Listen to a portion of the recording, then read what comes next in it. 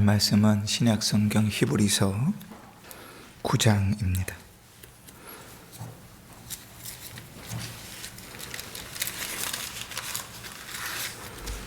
13절로 15절.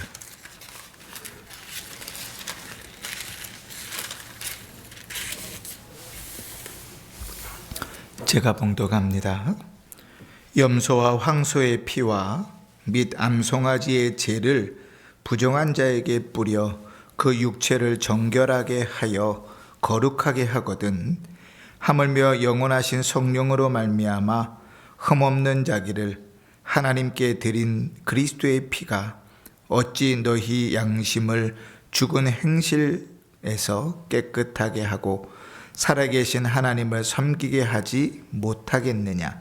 이로 말미암아 그는 새 언약의 중보자시니 이는 첫 언약 때에 범한 죄에서 속량하려고 주구사 부르심을 입은 자로 하여금 영원한 기업의 약속을 얻게 하려 하심이라. 아멘. 오늘 중보자 그리스도에 대한 세 번째 마지막 시간입니다. 오늘 말씀을 통해서 그리스도 중보의 사역에 대한 이해들이 잘 세워질 수 있기를 바랍니다. 중보자가 뭐라 그랬죠? 중보자? 누구와 누구 사이에 서 있는 사람입니까? 하나님과 사람 사이에 서 있죠. 거룩하신 하나님과 죄인인 사람 사이에 서 있습니다. 왜 중간에 중보자가 필요할까요? 집 얻을 때 그냥 집주인 찾아가지고 집 계약하면 되지. 굳이 부동산 찾아가가지고 집 사야 될 이유가 뭐가 있을까요? 왜 중보자가 필요해요? 부동산 왜 가요? 아이고야, 이 집중을 안 하시면 졸려요. 이 시간만큼 졸린 시간이 없으니까 집중을 하셔야 돼. 이게 마음을 딴짓하지 마시고. 부동산 왜 찾아가세요?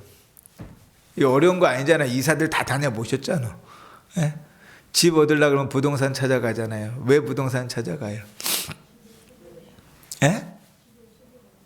그 집 소개받으려고. 그죠? 근데 그보다 더 중요한 이유가 있어요. 예? 예? 아이, 저를 좀 봐봐요. 아유, 참 못생겼다고 이렇게 얼굴을 안 보고 딴짓을 하고 계시면 제가 참 마음에 상처를 받잖아요. 좀 쳐다보시라고 좀 눈을. 딴짓하지 마시고 이렇게 못생겼어도 좀 쳐다보면 볼수록 정감이 가요. 우리나라 중개법은요, 집주인과 세입자가 둘이서 알아서 계약할 수 없게 돼 있어요. 그 계약은 반드시 누가 해야 되냐면 자격증이 있는 공인중개사가 그걸 해야 효력이 있어요. 그지? 그러니까 직접 만나서 만나볼 수는 있겠죠. 그러나 뭔가 법적인 관계가 성립할 수는 없어요. 하나님의 법정에서 하나님이 보시기에 우리는 뭐예요? 다 죄인이에요, 죄인. 그런데 하나님은 거룩하시고 하나님은 의로우시고 하나님은 흠이 없으신데 죄인이 그 하나님 앞에 나아갈 수 있나요? 좀 안다고 하나님 저기로 와보세요. 좀 저하고 얘기 좀 합시다. 내가 좀 필요한데 나갈 수 있어요? 없어요. 죄인은 거룩하시고 의로우신 하나님 앞에 직접 나갈 수 없어요. 그래서 누가 있어야 돼요? 그렇죠. 중보자가 있어야 되는 거예요. 그래서 그 중간에 껴가지고 그 중간에서 이 죄인을 뭘로 둔갑시켜요? 의인으로 둔갑시킬 누군가가 필요한 거예요. 그게 누구예요?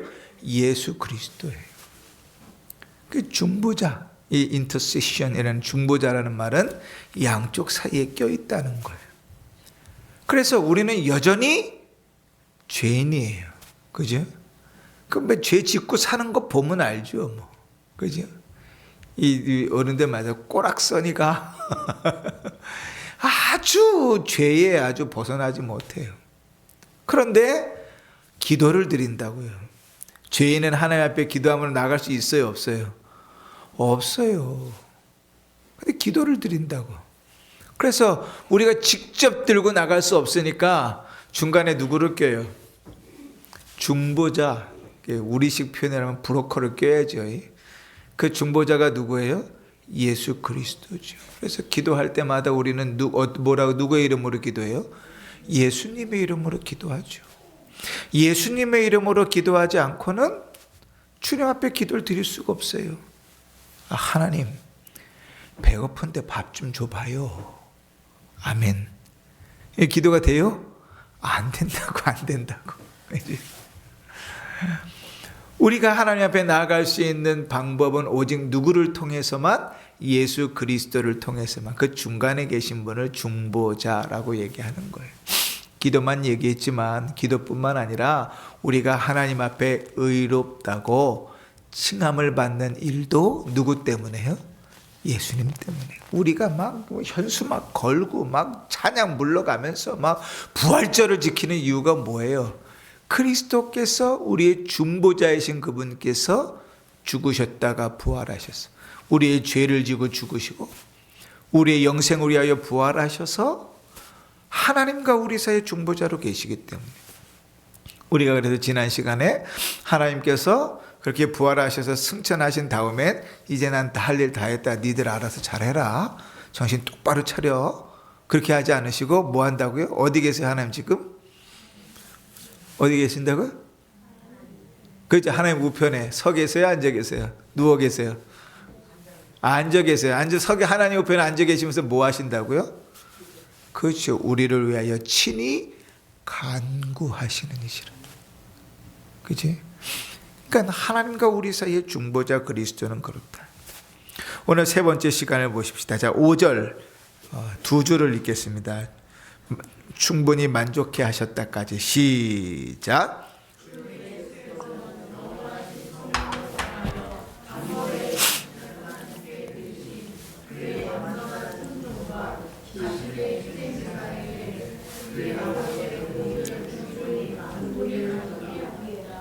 아멘. 자, 성경이 이렇게 표현해요. 아담이 죄를 지어서 그 죄 때문에 모든 인류의 사람들이 다 죄인이 됐죠. 그죠? 죄가 많습니까? 적습니까? 클까요? 작을까요? 감당이 안 되죠. 그죠? 그러면, 자, 옛날에 구약시대에는 이 문제를 해결하려고 얼마나 많은 짐승을 죽였습니까? 그지? 사람마다 들고 나가고, 가정마다 들고 나가고, 그지? 수없이 죽였어요. 그런데 그리스도께서 성령을 통하여 단번에, 이 얘기는 뭐냐면 그리스도 한 분께서 한 번 십자가에 못 박혀 죽으셨을 뿐인데 그 죽음이 이 세상의 모든 죄를 지실 만한 능력이 있다. 원래 우리로 따지면 어떻게 해야 돼요? 1대1이어야 되잖아요. 그죠?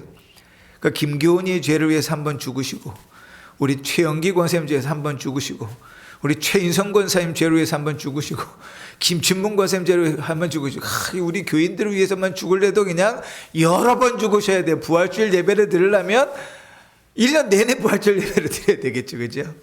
근데 그렇지 않고 그리스도의 죽으심과 그 효력은 죄와는 비교할 수 없다. 성령을 통해서 단번에 그리스도께서 자신을 하나님께 드리심으로, 그죠?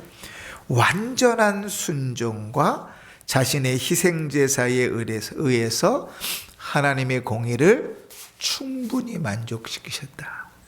이게 법적인 용어인데 무슨 말인가 하면 하나님의 법정에서 이제 심판을 하는데 한 사람 한 사람 불러갖고 심판하는 일에 있어서 하나님께서 야, 너 죄 이만큼 남았잖아. 그럼 어떻게 돼요? 조금 죄가 남았을지라도 어디로 가야 돼요? 지옥 가야죠. 지옥 가야죠. 죄의 결과는 죄의 싹은 사망이니까. 그런데 그리스도께서 한번 죽으시고 완전히 순종하신 그 희생제사, 자기 자신을 드리신 일은 하나님의 법정에서 하나님 보시기엔 충분하다. 뭐에 충분하다는 거예요? 모든 사람의 죄를 지기에 충분하다. 어떠한 죄라도 주님이 지시기에 충분하다. 사람을 찔러 죽이는 죄부터 시작해서 예배 시간에 꾸벅꾸벅 조는 죄까지 다 포함해서 주님이 다 짊어지시고 대속하시기에 충분하다. 그 어떤 것도 그리스도의 죽으심 앞에서 모자랍니다 할 수 있는 것이 없다. 이게 아버지의 공의를 충분히 만족시키셨다는 거예요. 그래서 로마서 5장 19절에 보면 한 사람의 순종하심으로 많은 사람이 의인이 되리라. 성경에 그렇게 말하는 거예요.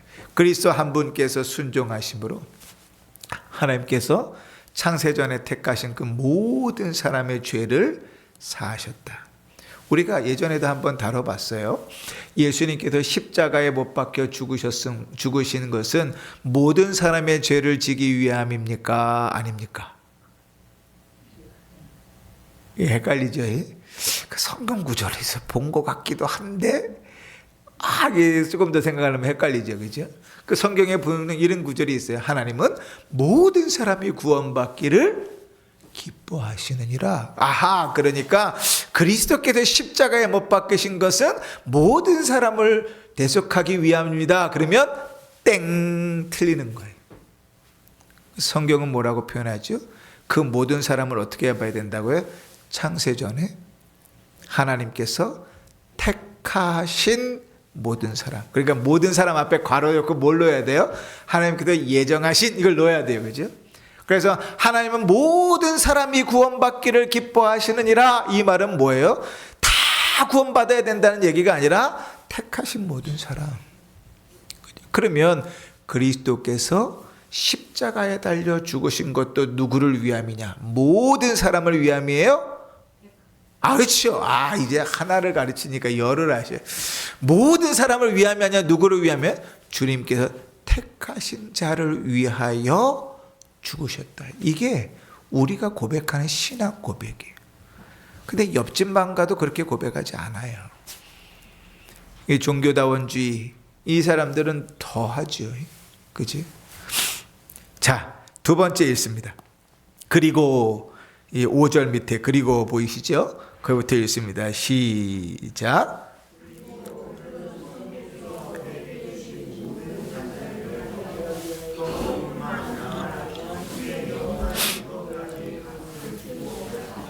아멘. 주께서 하나님께서 그러니까 성부께서 내게 주신 자를 위해서만 그 일이 이루어지는 거예요. 창세전에 택하신 자들이죠. 그런데 그들을 그냥 죄를 용서해 주시는 것 여기서만 머무르지 않는다. 이제 여러분 이렇게 생각할 수 있잖아요. 그리스도께서 우리의 죄를 대속하시려면 그리스도는 죽기만 하셔도 돼요. 부활하실 필요가 없어요. 그렇잖아요? 주님께서 우리의 죄를 대신 짊어지고 우리가 앞으로 지을 모든 죄까지 짊어지고 대신 죽으면 우리는 더 이상 죄로부터 자유할 수 있어요. 근데 굳이 살아나셔가지고 아니 필요 없는 쓸모없는 짓을 하셨어요. 이렇게 되는 거예요? 아니죠. 그러면 그리스도의 죽으심은 뭐를 위해서 죽으심이에요? 그렇죠. 우리의 죄를 대신 지시기 위한, 용서하시기 위한 죽으심이죠. 그러면 부활하셨어요. 오늘 마침 부활절이니까. 그리스도께서 부활하시는 것은 뭐를 위한 부활일까요? 그렇죠. 우리를 구원시킨다는 것은 죄로부터 건져내는 건데 죄는 그리스도의 죽으심으로 다 구원받았잖아요. 그러면 우리가 부활한다는 건 뭘까요? 주와 같이 우리도 영생을 살도록 하나님 나라를 기업으로 받도록 그리스도께서 부활하신 거예요. 그래서 그리스도의 부활을 뭐라고 표현합니까? 잠자는 자들의 세 번째 열매? 일곱 번째 열매? 이제 첫 열매가 되었네요. 첫 열매가 됐다는 의미를 우리가 지난주에 설명했어요. 그러나 다시 한번 설명하면 나무가 있습니다. 저같이 식물에는 문외한인 사람은 나무만 봐서는 이게 사과나무인지 배나무인지 잘 몰라요. 그런데 뭐 보면 알아요? 열매가 하나라도 딱 열리면 저건 사과나무구나, 저건 배나무구나 확신할 수 있어요. 왜요? 아니, 하나는 사과가 남았는데 나머지 딸기가 열릴 수도 있잖아요. 그렇죠. 그런 경우는 없으니까. 그치? 나무의 열매가 하나가 사과가 맺혔으면 그 나무는 사과나무인 거예요. 딸기나무일 수 없어요. 배나무일 수 없어요. 그건 사과나무예요. 그게 첫 열매죠. 그죠? 그리스도께서 우리를 위하여 죽으시고 부활하셔서 잠자는 자, 죽은 자들의 첫 열매가 되셨다고 한다면 주를 믿는 우리에게는 당연히 뭐가 있을 수 있어요? 부활이 있을 수 있어요.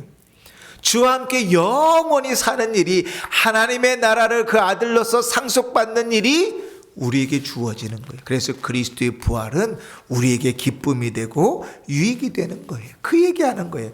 그리고 그런 성부께서 그에게 주신 모든 자들을 위하여 천국의 영원한 유업까지 값을 주고 사셨다. 그래서 에베소 1장 11절에 모든 일을 그 뜻대로 결정하시는 이들의 결정대로 일하시는 이의 계획을 따라 우리가 예정을 입어 그 안에 기업이 되었어요. 그치? 자, 그 위에 요한복음 17장 2절 읽어볼까요? 시작.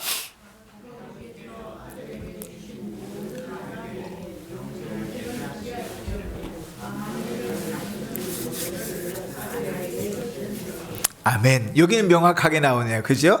아버지께서 아들에게 주신 모든 사람. 그죠? 자, 6절로 넘어갑니다. 6절을 읽어보십시다. 6절은 좀 길지만 하나로 되어 있으니까 통으로 읽으십시다. 시작.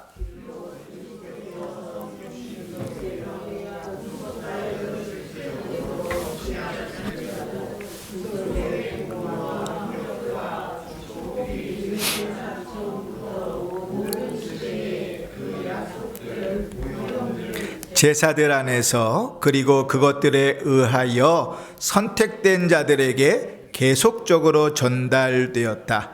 그것들 안에서 그리스도께서는 뱀의 머리를 상하게 할 여자의 후손으로 세상에 처음부터 죽임을 당한 어린 양으로 계시되고 예표되셨다. 그는 어제나 오늘이나 영원토록 동일하신 분이시다. 아멘. 되게 길지요. 앞에를 읽다가 무슨 소린가 생각하고도 나다가 뒤를 읽으면 앞에를 다 까먹을 정도로 길어요. 그러나 이 내용은 이런 내용입니다. 무슨 내용이냐면 그리스도께서 십자가에 못 박혀 죽으신 그 효력은 누구에게 미치는가? 창세 이후로 모든 사람에게 미친다. 다시, 그리스도께서 십자가에 못 박혀 죽으신 그 일은 예수 그리스도께서 십자가에 못 박히신 이후의 사람들에게만 효력이 미쳐지는 게 아니라 그 이전의 사람들에게도 효력이 미친다. 이 얘기예요.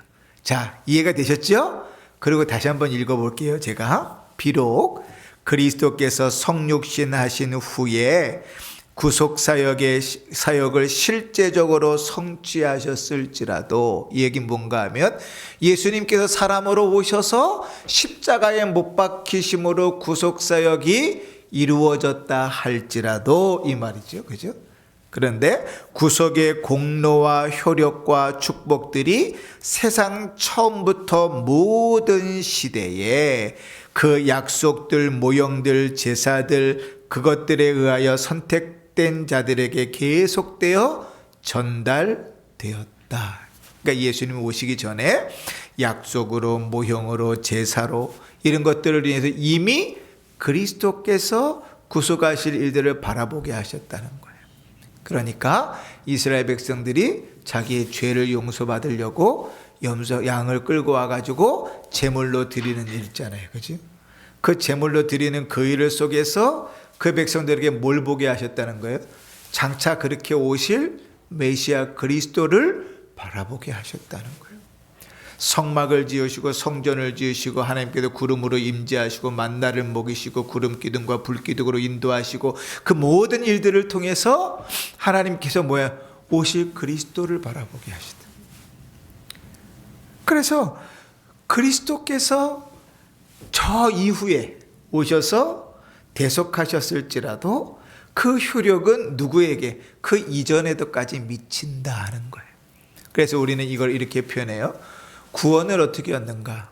구원을 얻는 것은 오직 예수 그리스도만으로 구원을 얻는다. 아니, 어떻게 구약시대 때 성도들은 구원을 얻는가? 오실 그리스도, 오실 메시아를 믿음으로 구원을 얻는다. 신약시대 때 그 이후의 성도들은요, 오신 메시아 그리스도를 믿음으로 구원을 얻는다. 그러니 구원을 얻는 길은 오직 누구밖에 없어요? 예수 그리스도밖에 없어요. 그래서 예수님께서 이렇게 요한복음에 말씀, 내가 곧 길이요 진리요 생명이니, 주님 이렇게 얘기하지 않으셨어요? 내가 곧 길들이요 진리들이요 생명들이니, 이렇게 얘기하지 않으시고 원어를 그대로 표현하면 이렇게 해석이 돼요. 내가 곧 그 길이요, 내가 곧 그 진리요, 내가 곧 그 생명이니, 하나만 얘기한다고요. 구원받는 길은 오직 누구밖에 없다고요? 예수 그리스도밖에 없다고요. 그래서 구원받는 방법에 우리 구주 예수 그리스도 외에 내가 다시 살아난 예수라느니 하나님이어서 누구라느니 뭐 이런 식으로 들고 오는 모든 사람의 말에 현혹되지 말아야 한다. 예수님께서 구원을 하시지만 마리아도 기도를 들어줄 수 있고 천사들도 사도들도 기도를 들어줄 수 있으니까 우리가 기도를 하고 우리의 중보자는 예수님 말고 사도들도 될 수 있고 마리아도 될 수 있고 천사들도 될 수 있다라고 얘기하는 말에 콧방귀도 껴서는 안 돼요. 우리는 오직 구원의 방법이 누구밖에 없다고요? 예수 그리스도밖에 없다. 그 얘기하고 있는 거예요. 그럼 그 예수 그리스도가 어떻게 보여졌느냐? 아담과 하와가 에덴 동산에서 선과 악을 알게 하는 나무의 열매를 먹고 죄를 지었을 때 하나님께서 저주하시죠. 그러면서 복음의 말씀을 이야기하세요. 이렇게 얘기했어요. 뱀의 머리가 여자의 뒤꿈치를 상하게 할 것이고 여자의 뒤꿈치가 뱀의 머리를 상하게 할 것이다. 우리가 이 말씀을 원시복음 이렇게 얘기해요. 그 원시복음이라고 얘기하냐면 창세기 3장의 그 말씀만 봐서는 이게 뭔 얘기인지 가늠할 수가 없어. 그런데 창세기부터 요한계시록까지를 쫙 펴놓고 읽어가면서 말씀드리고 가면 아하, 이 얘기가 지금 이렇게 이루어지고 있는 거구나. 이 하나님이 말씀하신 그 일이 이렇게 여러 가지 예표들로 보여지고 있다가 이제 실체인 그리스도께서 오심으로 이루어졌구나. 그렇게 보는 거죠. 그래서 하나님은 언제나 동일하신 분이지요. 그래서 오늘 우리가 읽은 신앙고백서의 마지막이 히브리서 13장 8절 말씀인데 하나님은 어제나 오늘이나 영원토록 동일하신 분이시다. 이 말씀이 우리는 이렇게도 표현이 돼요. 요한계시록에 보면 나는 알파와 오메가요, 처음과 나중이라. 그치? 알파와 오메가가 뭐예요? 그죠. 모르는 게 정상이지요. 저도 신학교 가서 알았어요. 알파 오메가가 뭔지. A와 Z는 아세요? 몰라요? 이것도 모를 수 있지요. 그러면 기역과 히읗은 아세요? 이거 몰라요? 이걸 알죠, 그죠? 기억은 우리 갑자기 단어가 이거 뭐라 그러죠? 알파벳, 그러니까 자음인데 이 우리나라 글자 철자의 시작이 기억이죠, 그죠? 해봐야 돼요, 이것도. 기역, 니은, 디귿, 리을, 미음, 비읍, 시읒 이거 해야 돼요. 그 쭉 가면 맨 끝이 뭐예요? 히읗, 그렇죠? 히읗이죠, 히읗. 그 얘기하는 거예요. 기역과 히읗이다. 또 이렇게도 표현할 수 있어요. 아와 이다. 아는 시작이죠. 아, 야, 여, 오, 여, 우, 유, 으, 이. 그죠? 알파는 뭔가 하면 헬라어를 쓸 때 헬라어를 쓰는 철자, 그 글자가 있는데 그 헬라어로 쓰는 글자의 시작이 알파예요. 알파. 이 알파가 영어로 오면 어떻게 되냐면 A가 되는 거예요. A. 그리고 오메가는 뭐냐면 이 헬라어 글자의 맨 마지막 글자, 우리로 따지면 히읗이죠. 맨 마지막 글자가 오메가예요. 이게 영어로 가면 Z예요. Z. 우리나라로 오면 히읗이라고요. 그러니까 하나님께서 헬라어 몰라도 돼. 알파 오메가 몰라도 돼. 그리고 뒤에다가 친히 주석을 붙여주셨어요. 뭐라고? 나는 알파와 오메가요. 처음과 나중이다. 이 처음과 나중이라는 말은 뭐예요? 그 얘기는 하나님은 언제나 신실하시고 동일하시다 이 말이에요. 그 말씀을 히브리서에서는 어제나 오늘이나 변함이 없으시다. 사람은 조석으로 바뀌어요. 얼마나 마음이 바뀌면 화장실 들어갈 때 다르고 나갈 때 다른다 그래요. 성경에는요, 사람 마음을 뭐라고 표현하냐면 빈대떡 같아요. 뒤집는, 휙휙 뒤집는 것처럼 사람 마음이 그렇대요. 얼마나 간사한지 몰라요. 그런데 하나님은 신실하세요. 변함이 없으세요. 그러니 신실하신 하나님께서 구원을 하시는 데 있어서 구원은 좀 안 신실하게 해야겠다 그러실 수 있겠어요? 없지요. 이게 구원도 신실하게 하시는 거예요. 어떻게? 구원의 효력이 내가 오기 전 이전이나 이후나 동일하게 미쳐지는 거예요. 그래서 오직 구원의 길은 뭐밖에 없다? 우리 구주 예수 그리스도밖에 없다. 요한계시록 13장 8절을 한번 보실래요? 자, 같이 읽어보십시다. 시작.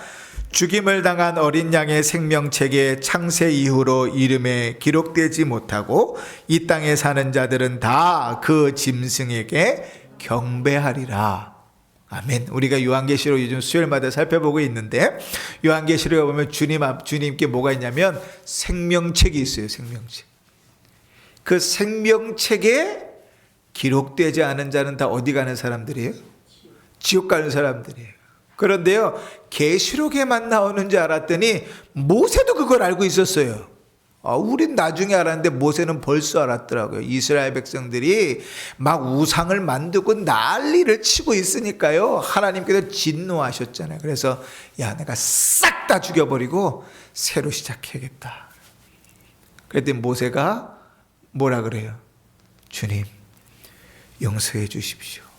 주님 정말 그러실 거면 내 이름을, 그렇죠, 생명책에서 빼주십시오. 이미 모세도 알고 있는 거예요. 하나님 책에 기록되어 있는 자가 구원을 받는다는 사실. 그런데 오늘 요한계시록 13장 8절은 반대로 기록되어 있죠. 그죠? 뭐라고요? 죽임을 당한 어린 양의 생명책에 창세 이후로 기록되지 않은 사람들은 지옥 간다. 그 얘기는 바꿔 말하면 뭐예요? 기록된 자들은 구원받는다는 말이죠. 그죠? 그래서 우리가 요한계시록에서 살펴보면 이제 그 내용들을 더 깊이 살펴볼 수 있을 것입니다. 자, 7절을 읽으십시다. 먼저 두 줄만 먼저 읽겠습니다. 시작. 그리스도께서는 중보의 사역에 있어서 신성과 인성, 즉 양성 모두에 따라 행동하시는데 각각의 본성에 의해 각 본성 자체의 고유한 것으로 하신다. 이게 도대체 이해가 되세요? 무슨 얘기인지 모르겠어요. 뭔 얘기일까요? 아니, 그리스도께서 중보사역을 하시는데 신성과 인성이 있다. 이거 알겠어요. 이 얘기는 그거잖아요. 하나님, 예수님 안에, 예수님은 완전한 하나님이시면서 완전한 인간이시다. 이거 이해되죠? 여기까지는 우리가 알아요. 그런데 즉 양성 모두에 따라 행동하시는데 각각의 본성에 의해 각 본성의 지체에 고유한 것을 하신다. 이게 도대체 무슨 말일까? 베드로전서 3장 18절 읽어보십시다. 시작.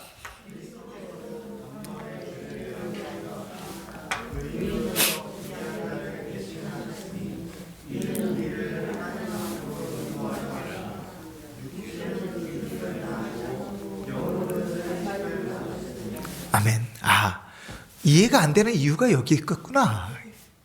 그게 뭔가 하면 우리 논리로 받아들일 수가 없어요. 자, 사람이 완전한 사람이면서 완전한 하나님이다. 이해가 돼요? 말이야, 방구야. 그지? 말은 무슨 말인지 알겠는데 이해가 안 돼요. 왜냐하면 그런 일을 본 적도 없고 상상도 못 하거든. 수학적인 기호를 그려봐라. 그러면 동그라미 하나밖에 못 그리는 거야.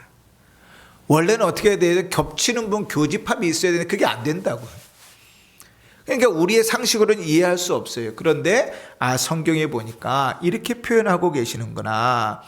우리를 하나님 앞으로 인도하시려고 육체로는 죽임을 당하시고 영으로는 살리심을 받았다. 아하, 신성과 인성을 이렇게 표현해 놓으시는구나. 분명히 우리가 눈으로 보기에는 예수님이 한 분이 십자가에 못 박혀 죽으신 일인데, 예수님이 한 분이 죽었다가 살아나신 일인데, 근데 그 일을 이렇게 표현하는구나. 그런데 헷갈리는 부분이 너무 많아요. 그래서 그 다음이 나와요. 그럼에도, 자, 다시 보십시다. 이제 7절, 그럼에도 그 인격의 통일성 때문에 한 본성에 고유한 것이 성경에서 때때로 다른 본성으로 불리고 그 인격으로 불리기도 한다. 이게 무슨 말인가 하면, 그런데 예수님 한 분 안에 다 들어있으니까 이게 신성이 한 일인지 인성이 한 일인지 인성이 한 일인지 신성이 한 일인지 헷갈리잖아요. 그냥 예수님이 하셨다 이렇게 표현되는 부분들이 있다는 거예요. 자, 사도행전 20장 28절 읽어보십시다. 시작.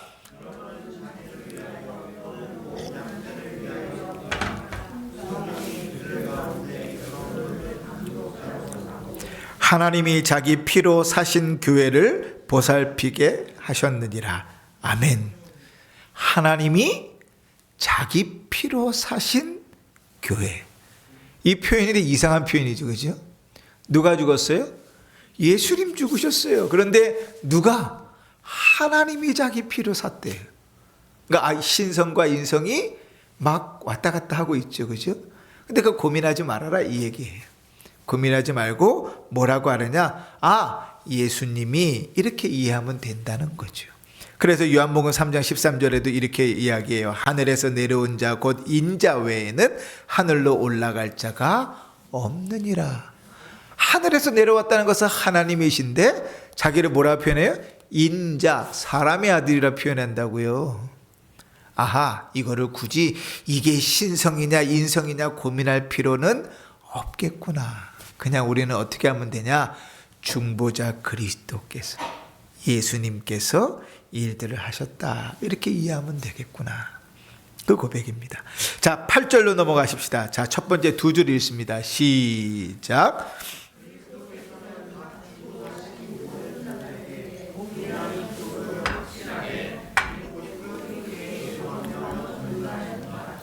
아멘. 주님께서 피로 값주고 사신 모든 자들에게 똑같은 구원을 주신다. 그리고 그 효력 있게 적용하며 전달하신다. 자, 요한복음 6장 37절 38절 있습니다. 시작. 다 내게로 올 것이요 결코 내쫓지 아니하리라. 나를 보내신 이의 뜻은 내가 주신 자 중에 내가 하나도 잃어버리지 아니하고 마지막 날에 다시 살리는 이것이니라. 아멘. 그래서 주님께서 택하신 자는 단 한 사람도 빠지지 않고 모두가 다 뭐한다요?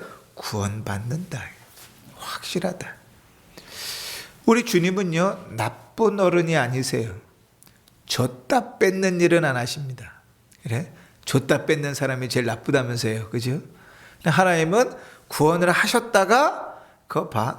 네가 그럼 그렇지. 그럴 줄 알았어. 취소! 이런 일은 안 하신다고요. 아버지께서 택하신 모든 자를 주님께서 동일하게 확실히 구원하신다. 자, 그 뒤에 8절 그는부터 마지막까지 읽으십시다. 마지막까지 아니라 두 줄만 읽으십시다. 시작. 그는 그들을 위하여 중보하며 말씀 안에서 말씀에 의해 구원의 비밀들을 그들에게 계시하며 그의 성령으로 그들을 효력 있게 설득하여 믿고 순종하게 하신다. 아멘. 그러면 이제 무슨 말인가? 우리를 구원하실 때 어떻게 구원하시는가? 이렇게 구원하시는 거예요. 첫 번째, 그리스도께서 우리를 위하여 뭐 하신다고요? 기도하신다. 여러분, 우리가 신자로 살아가고 믿음을 지켜 살아가는 일이 계속 우리의 공로라고 생각해요. 근데 우리는 너무 쉽게 그 함정에 빠져요. 우리가 오직 우리 구주 예수 그리스도의 은혜를 온전히 바라보지 않으면 우리는 계속해서 본능적으로 뭔가 우리의 공로를 찾아요. 내가 예배를 이렇게 드렸으니까 그렇지요. 내가 헌금을 드렸으니까 그렇지요. 내가 그나마 이 자리에 앉아 있으니까 그렇지요. 우리의 공로를 계속 찾아요. 그리고 우리의 공로를 하나님께 뒤밀려 그래요. 그러나 우리가 구원을 얻은 것은 오직 하나님의 은혜예요. 그리고 주님께서 우리를 위하여 친히 간구하신다고요.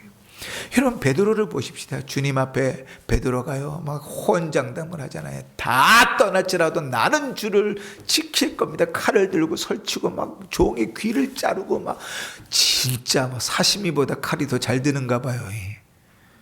귀를 잘랐는데 말고의 귀가 탁 잘리잖아요. 그걸 어떻게 품고 다녔을까? 난 그것도 되게 미스터리예요. 그런데 그런 베드로에게 주님 뭐라 그러세요? 네 자신 믿지 말아라. 그러면서 뭐래요? 오늘 새벽딱 몇 번 올 때? 아이고, 이래도 내가 성경고사 2번 틀렸어요. 새벽딱 몇 번 올 때? 아, 이게 안 보여요? 그죠? 새벽딱 몇 번 올 때? 네가 나를 몇 번 부인하리라? 3번 부인하리라. 그죠? 제가 아직도 안 잊어먹어요. 초등학교 6학년 때 노예에서 하는 성경고사 그 성경 퀴즈대회에 나갔는데 이 문제가 나왔어요. 가로넣기로. 닭 몇 번 울 때? 네가 나를 몇 번 부인하리라. 근데 더 놀라운 사진은 신학교 1학년 1학기 때 성경고사 보는데도 나왔어. 그러면 초등학교 6학년 때 틀렸으면 신학교 성경고사 볼 때 맞아야 되잖아요. 그것도 그때 뭐라 썼냐면 닭 3번 울 때 내가 3번 나를 부인하려 텄다 또 틀렸잖아요. 혼장담했는데 주님 그렇게 이야기하시죠. 그러면서 뭐라 그러세요? 내가 너를 위하여 뭐하였느니? 기도하였느니. 네가 돌이킨 후에 성도들을 굳게 하라. 그러니까 우리가 살아가는 삶들, 깨닫고 살아가는 삶, 열심히 살아가는 삶들이요, 참 내가 열심히 잘나서 사는 것 같은데 사실은 하나님의 중보하심, 그리스도의 중보하심이 먼저 있어요. 그래서 요한일서 2장 1절 2절 보면 곧 의로우신 예수 그리스도라 그는 우리 죄를 위한 화목제물이니 우리를 위하뿐 아니라 온 세상의 죄를 위하심이라. 로마서 8장 34절에 그는 하나님 우편에 계신 자요 우리를 위하여 간구하시는 자시니라. 우리를 위해서 기도하시죠. 근데 기도만 하세요? 아니에요. 두 번째 뭘 하시냐면 하나님의 말씀을 계시하셔서 우리로 그 말씀을 듣고 돌아오도록 성령의 역사하세요. 그러니까 여러분, 말씀을 듣는 것이 얼마나 복된 것인지 몰라요. 들어야 믿지요. 그래서 바울이 오죽 답답하면 이렇게 얘기해요. 그 믿음이 들음에서 나는데 전하는 자가 없으면 누가 듣고 듣는 자가 없으면 누가 구원을 얻냐고요. 그지? 그 말씀을 듣는 것, 말씀을 전하는 건 귀한 거예요. 그래서 4월 달에도 도방전도가 있으니까 꼭 나오셔서 전도하세요. 또 일로 샜네요. 하나님께서 중보하시는 그 사역들을 위하여 기도하시고 그 말씀을 계시하셔서 성령께서 그를 효력 있게 우리로 믿게 하신다. 이제 뒤에 가서 효력 있는 부르심에 대해서 나올 테니까 그때 이건 더 자세히 살펴보십시다. 자, 맨 마지막 이제 그는 8절 맨 마지막입니다. 같이 읽습니다. 시작. 그는 자신의 말씀과 성령에 의해 그들의 마음을 다스리시며 그의 놀랍고 헤아릴 수 없는 경륜에 가장 합당한 방식과 방법들로 그의 전능하신 능력과 지혜로 신자들의 모든 대적들을 정복하신다. 하나님께서 신자를 부르실 때도 마찬가지예요. 하나님의 말씀과 성령으로 그들의 마음속에 역사하세요. 그러니까 말씀을 듣지 않는데 성령의 역사를 기대할 수는 없지요. 말씀이 들려줘야 성령의 역사를 기대하잖아요. 그죠? 근데 대다수의 사람들은 말씀에 관심이 있어요, 없어요? 없어요. 전도하러 나가보세요. 사람들 말씀 들으려고 하잖아요. 우리 최권쌤 모정에서 아무리 전도하려고 그래봐야 귓구녕에도 안 들어요. 관심이 없어요. 그러면 아이고 큰일 났네. 말씀이 들려줘야지 성령이 역사하는데. 그죠? 그 하나님이 말씀을 듣는 자리에 오게까지 또 그들의 삶 가운데 가장 합당한 방식들로 역사하세요. 때로는 사고도 나게 하고 때로는 마음에 감동도 주시고 때로는 어떤 사건들로 깨닫게도 하시고 여러 가지 방법들을 통해서 하나님 그들은 말씀으로 부르세요. 그리고 주의 말씀이 들려질 때 그 말씀 가운데서 성령께서 역사하세요. 그렇게 우리의 마음을 움직이시죠. 그런데 놀라운 것은 대적들도 마찬가지예요. 하나님께서 그렇게 하나님의 능력과 지혜로 모든 대적들을 내쫓으셔요. 자, 요한복음 14장 16절 읽습니다. 시작. 내가 아버지께 구하겠으니 그가 또 다른 보혜사를 너희에게 주사 영원토록 너희와 함께 있게 하리니. 또 다른 보혜사를 너희와 함께 있게 하겠다. 그래서 또 다른이니까 이미 보혜사가 있었어요. 그 보혜사가 누구죠? 예수 그리스도시죠. 그리스도께서 함께 계셨어요. 보혜사라는 말은 돕는 자, 영어로 helper예요. 주님께서 함께 계시면 도왔어요. 그런데 주님께서 승천에 올라가시니까 이제 도울 자가 없잖아요. 그러니까 주님께서 약속하시는 거예요. 나 대신에 또 다른 보혜사를 너에게 보내서 너희와 함께 있게 하겠다. 그러면서 로마서 8장 9절 읽읍시다. 시작. 만일 너희 속에 하나님의 영이 거하시면 그 보혜사 성령께서 너희 안에 거하셔서 너희가 육신에 있지 아니하고 영에 있나니 누구든지 그리스도의 영이 아니면 그리스도의 사람이 아니니라. 그 말씀과 성령, 또 말씀에 대해서는 요한복음 7장 17절에 그들을 진리로 거룩하게 하옵소서. 아버지의 말씀은 진리이니이다. 아멘. 그러니 열심히 말씀을 읽으십시오. 열심히 말씀을 암송하십시오. 열심히 설교를 들으십시오. 열심히 말씀을 묵상하십시오. 성령께서 그 가운데 역사하실 거예요. 우리가 죄로 인하여 말씀의 자리에서 떠나가면요, 하나님께서 그 자리로 또 끌고 오시기 위해서 우리에게 또 역사하십니다. 여러 가지 일들로, 사람의 대화들로, 또 사건들로 우리들에게 역사하셔서 말씀의 자리 앞으로 끌어오게 하세요. 그리고 주의 말씀 앞에, 성령의 역사 앞에 다시금 무릎 꿇게 하시는 것이죠.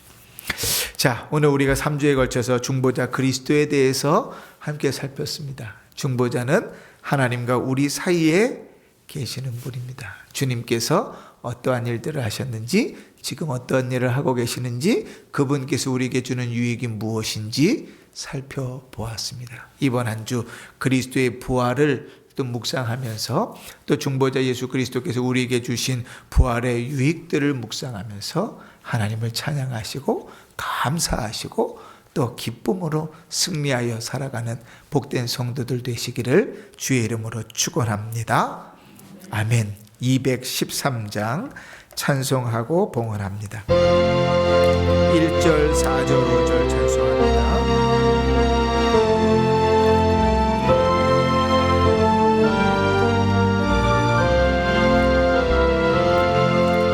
나의 생명 드리니 주여 받아주셔서 세상 살아갈 동안 찬송하게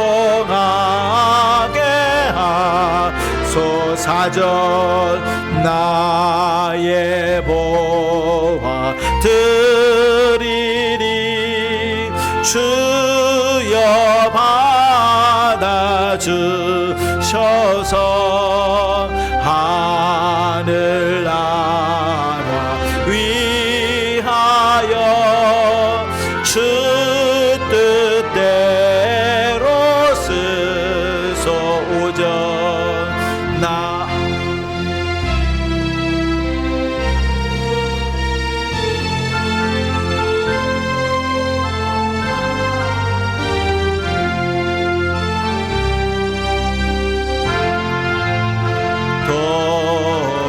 주 위에 봉사하게